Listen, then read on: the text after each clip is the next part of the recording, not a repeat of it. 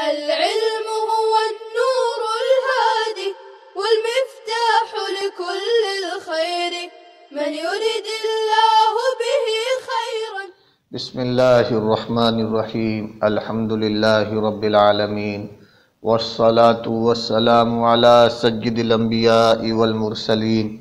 وعلی آلہ واصحابہ اجمعین. السلام علیکم ورحمۃ اللہ وبرکاتہ. عزیز طلبہ، آج ہم درس نمبر 119 کا آغاز کر رہے ہیں. دیکھیے اسکرین پر ایک مرتبہ عبارت کو پڑھ لیتے ہیں. وَعَلَى هَذَا قُلْنَا إِذَا حَلَفَ لَا يَضْرِبُ امْرَأَتَهُ فَمَدَّ شَعْرَهَا أَوْ عَضَّهَا أَوْ خَنَقَهَا يَحْنَسُ إِذَا كَانَ بِوَجْهِ الْإِيلَامِ وَلَوْ أُجِدَ صُورَةُ الضَّرْبِ وَمَدُّ الشَّعْرِ عِنْدَ الْمُلَاعَبَةِ دُونَ الْإِيلَامِ لَا يَحْنَسُ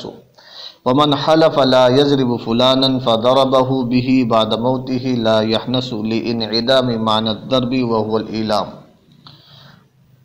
وكذا لو حلف لا يتكلم فلانا فكلمه بعد موته لا يحنس لعدم الإفهام. وباعتبار هذا المعنى يقال إذا حلف لا يأكل لحما فأكل لحم السمك او الجراد لا يحنس ولو اکل لحم الخنزیر او الانسان يحنس لأن العالم بأول السماء يعلم ان الحامل على هذا اليمين انما هو الاحتراز اما ينشأ من الدم فيكون الاحتراز عن تناول الدمويات فيدار الحكم على ذلك. عزیز طلبہ، صاحب کتاب نے دلالت النص کی علت پر چند مسائل متفرع کر کے بتلائے ہے کہ جہاں پر علت لغویہ پائی جائے تو حکم پایا جائے گا، علت نہ پائی جائے تو حکم بھی نہیں پایا جائے گا. پہلا مسئلہ یہ ہے اذا حلف لا يضرب امرأته فمد شعرها او عضها او خنقها يحنس اذا كان بوجه الإيلام وَلَوْ أُجِدَ صُورَةُ الضَّرْبِ وَمَدُّ الشَّعْرِ عِنْدَ الْمُلَاعَبَةِ دُونَ الْإِيلَامِ لَا يَحْنَسُ. یہ ہے کہ کسی نے قسم کھائی کہ وہ اپنی بیوی کو نہیں مارے گا. اس کو سننے اور سمجھنے والا سنتے ہی سمجھ جاتا ہے کہ وہ اپنی بیوی کو تکلیف نہ دینے کی قسم کھا رہا ہے، لہذا تکلیف دینے کی ساری صورتوں میں وہ حانس ہو جائے گا. اس لیے اس نے اپنی بیوی کے بال کھینچے یا اس کو کاٹا یا اس کے گلے کو دبایا اس کو تکلیف پہنچانے کے طریقے کے ساتھ، تو وہ حانس ہو جائے گا کیونکہ تکلیف دینے کی علت پائی گئی تو حانس ہونے کا حکم بھی پایا جائے گا. لیکن مار اور بال کھینچنا یا کاٹنا صرف دل لگی کے طریقے سے ہو، اس کو تکلیف پہنچانے کے طریقے سے نہ ہو تو حانس نہیں ہوگا کیونکہ تکلیف کی علت نہیں پائی گئی تو حانس ہونے کا حکم بھی نہیں آئے گا. عزیز طلبہ، دوسرا مسئلہ یہ ہے جس کو صاحب کتاب نے اس عبارت سے پیش کیا وَمَنْ حَلَفَ لَا يَضْرِبُ فُلَانًا فَضَرَبَهُ بِهِ بَعْدَ مَوْتِهِ لَا يَحْنَسُ لِانْعِدَامِ مَعْنَى الضَّرْبِ وَهُوَ الْإِيلَامُ.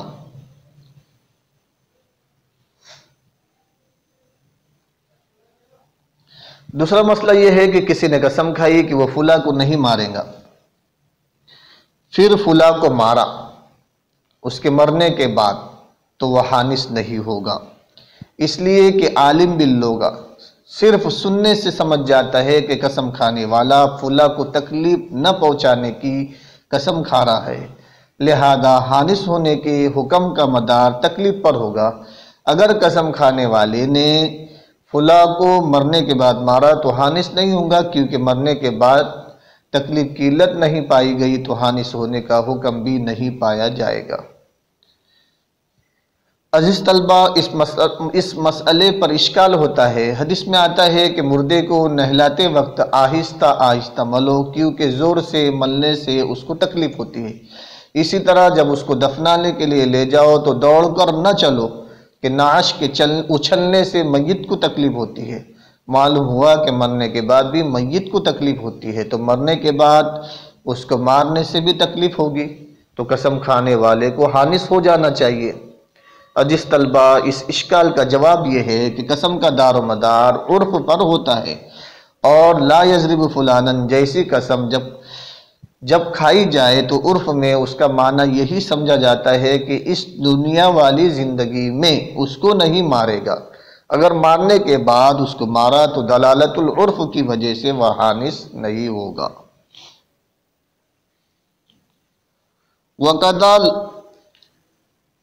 وَقَدَا لَوْ حَلَفَ لَا يَتَكَلَّمُ فُلَانًا فَكَلَّمَهُ بَعْدَ مَوْتِهِ لَا يَحْنَسُ لِعَدَمِ الْإِفْهَامِ۔ اس عبارت سے صاحب کتاب نے تیسرا مسئلہ بتلا رہے ہیں۔ تیسرا مسئلہ یہ ہے کہ کسی نے قسم کھائی کہ فلاں سے کلام نہیں کرے گا، پھر اس کے مرنے کے بعد اس سے گفتگو کی تو حانث ہوگا، اس لیے کہ لا یتکلم فلانن کے معنی کو سمجھنے والا سنتے ہی سمجھ جاتا ہے کہ وہ فلاں سے ایسی گفتگو اور بات نہیں کرے گا جس کو وہ سمجھ جائے، تو قسم میں حانث ہونے کے حکم کا مدار اسی سمجھنے کی علت پر ہوگا۔ مرنے کے بعد اگر فلاں کے ساتھ بات کرتا ہے تو حانث اس لیے نہیں ہوگا کہ فلاں اس بات کو سمجھتا نہیں۔ عزیز طلبہ، اس مسئلے پر بھی اشکال ہوتا ہے کہ بخاری شریف کی صحیح حدیث میں مردے کے بارے میں آتا ہے کہ مردہ اپنے ساتھیوں کے جوتوں کی آواز کو سنتا ہے، جب جوتوں کی آواز کو سنتا ہے تو قسم کھانے والے کی بات کو بھی سنے گا، اور جب سنے گا تو سمجھے گا بھی، لہذا قسم کھانے والے نے اس کے مرنے کے بعد بات کی لہذا قسم کھانے والے نے اس کے مرنے کے بعد بات کی تو بھی اس کو حانث ہو جانا چاہیے۔ عزیز طلبہ، اس کا جواب بھی یہ ہے کہ قسم کا دار و مدار عرف پر ہوتا ہے، اور عرف میں مردے کے ساتھ گفتگو کرنے والے کو کلام کرنے والا اور گفتگو کرنے والا نہیں سمجھا جاتا، تو اس قسم کا وہی مفہوم مراد لیا جائے گا جو عرف میں رائج ہو، اور عرف میں صرف زندہ انسان کے ساتھ کلام کرنے کو کلام کرنے والا سمجھا جاتا ہے، اس لیے مردے کے ساتھ بات کرنے سے حانث نہیں ہوگا۔ وَبِاعْتِبَارِ هَذَا الْمَعْنَى، اس عبارت سے صاحب کتاب چوتھا مسئلہ بیان کر رہے ہیں۔ چوتھا مسئلہ متفرق کر کے بتلا رہے۔ چوتھا مسئلہ یہ ہے کہ کسی نے قسم کھائی کہ وہ گوشت نہیں کھائے گا، پھر اس نے مچھلی یا ٹڈی کا گوشت کھا لیا تو حانث نہیں ہوگا، لیکن اگر انسان یا خنزیر کا گوشت کھا لیا تو حانث ہو جائے گا، اس لیے کہ عربی زبان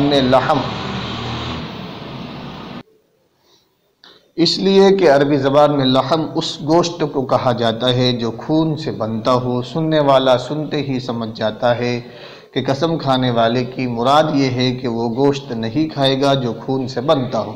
لہذا حانث ہونے کے حکم کا دار و مدار اس گوشت کے کھانے پر ہوگا جو خون سے بنا ہو۔ مچھلی اور ٹڈی میں خون ہی نہیں ہوتا تو ان کا گوشت خون والا گوشت نہیں ہوگا، اس لیے قسم کھانے والا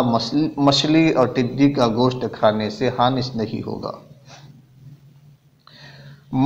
مچھلی میں سرخ رنگ کی رطوبت ہوتی ہے، وہ خون نہیں ہوتا، کیونکہ خون خشک ہونے کے بعد سیاہ اور کالا ہو جاتا ہے،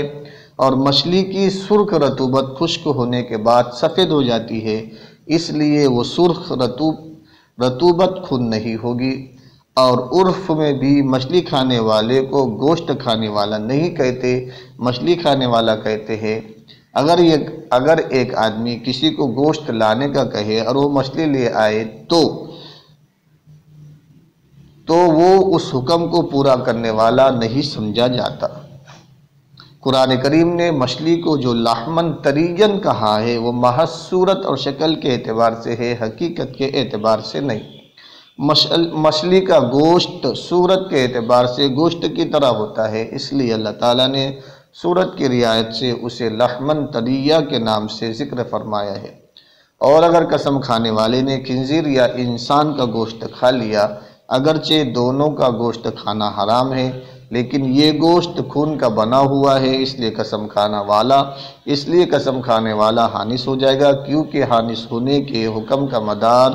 خون والا گوشت کھانے کی علت پر تھا۔ عزیز طلبہ، صاحب کتاب نے دلالت النص کی علت پر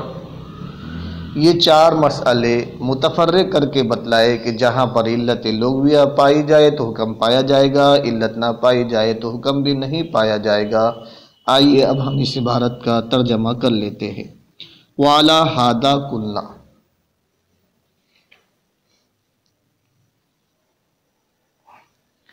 اور اس اصول پر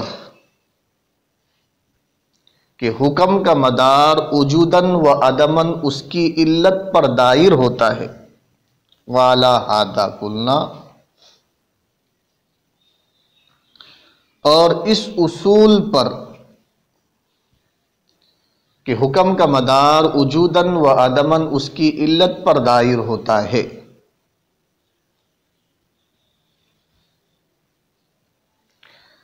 اور دلالت النص کی اسی علت کی بنا پر ہم نے کہا، وَعَلَى هَذَا قُلْنَا، دلالت النص کی اسی علت کی بنا پر ہم نے کہا جب کسی نے قسم کھائی کہ وہ اپنی بیوی کو نہیں مارا، اپنی بیوی کو نہیں مارے گا، فَمَدَّ شَعْرَهَا، چنانچہ پھر اس نے اپنی بیوی کے بال کھینچے، او عضها، یا اس کو دانتوں سے کاٹا، او خنقها، یا اس کے گلے کو دبایا، یحنس، حانس ہو جائے گا جبکہ یہ تینوں چیزیں تکلیف دینے کے اعتبار سے ہو۔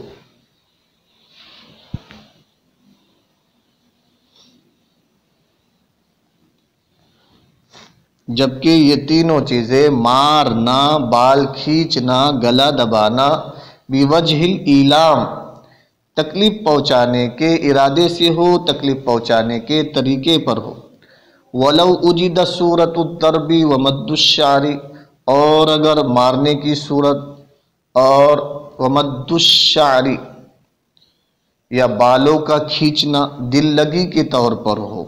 دون الایلام، نہ کہ تکلیف پہنچانے کے طور پر، لا یحنس، حانس نہیں ہوگا، اس لیے کہ علت نہیں پائی جا رہی۔ دوسرا مسئلہ، ومن حلف، کسی نے قسم کھائی کہ لا یضرب فلانا، وہ فلاں کو نہیں مارے گا، فضربہ بہ، پھر چنانچہ اس نے فلاں کو اس کے مرنے کے بعد مارا تو لا یحنس، حانس نہیں ہوگا، لانعدام معنی الضرب، لانعدام معنی الضرب، مارنے کا معنی نہ ہونے کی وجہ سے، اور وہ ہے تکلیف پہنچانا۔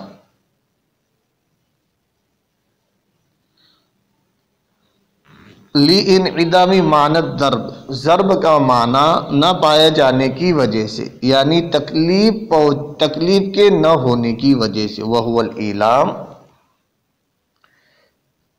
وَقَدَا لَوْ، وَمَنْ حَلَفَ، کسی نے قسم کھایا کہ وہ فلاں کو نہیں مارے گا، پھر اس نے فلاں کو اس کے مرنے کے بعد مارا تو وہ حانس نہیں ہوگا، اس لیے کہ ضرب کا معنی موجود نہیں ہے، اور وہ ہے تکلیف پہنچانا۔ وَقَدَا لَوْ حَلَفَ، اسی طرح اگر کسی نے قسم کھائی کہ لا يَتَكَلَّمُ فُلَانًا، وہ فلاں سے بات نہیں کرے گا، چنانچہ اس نے فلاں سے مرنے کے بعد بات چیت کی تو وہ حانس نہیں ہوگا، لعدم الافہام، اس لیے کہ اس کلام کو فلاں کے، اس لیے کہ فلاں اس کلام کو سمجھ نہیں سکتا، لعدم الافہام، اس لیے کہ فلاں اس کلام کو سمجھ نہیں سکتا۔ اس کلام کو فلاں کے نہ سمجھنے کی وجہ سے، اس کلام کو فلاں کے نہ سمجھنے کی وجہ سے۔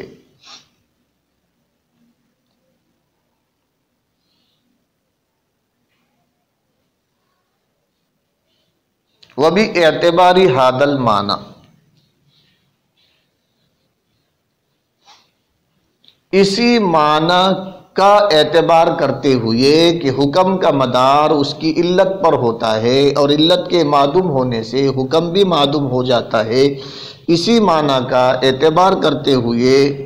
کہا جائے گا کہ اذا حلفا، اگر کوئی شخص قسم کھائے کہ وہ گوشت نہیں کھائے گا، پھر اس نے مچھلی یا ٹڈی کا گوشت کھا لیا تو وہ حانث نہیں ہوگا، اور اگر خنزیر یا انسان کا گوشت کھا لیا تو وہ حانث ہو جائے گا، اس لیے کہ لِأَنَّ الْعَالِمَ، اس لیے کہ لغت اور محاوروں کو جاننے اور سمجھنے والا، اس لیے کہ لغت اور محاوروں کو جاننے اور سمجھنے والا بِأَوَّلِ السِّمَاعِ، سنتے سے ہی یہ بات جان لے گا کہ ان الحامل علی ھذا الیمین،